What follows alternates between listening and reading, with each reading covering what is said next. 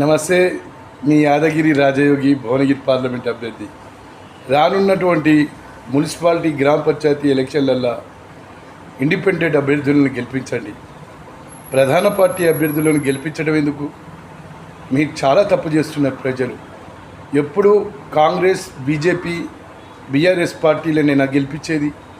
Independent అయినటువంటి వాళ్ళు, మేధావులు, చదువుకున్నటువంటి విద్యార్థులు, సంఘ సంస్కర్తలు, మాలాంటి ఎందరో మీ ముందరికి వస్తున్నారు. వాళ్ళు గెలవరు, మేము ఓటేసి వాళ్ళు గెలుస్తున్నారు అనుకోవడం మూర్ఖత్వం.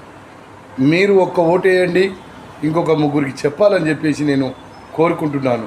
ఇండిపెండెంట్లు ఒక మంచి ఉద్దేశంతో ప్రజాసేవ చేయాలనే సంకల్పంతో మీ ముందుకు వస్తున్నారు కాబట్టి మీరు ఆదరించాలి.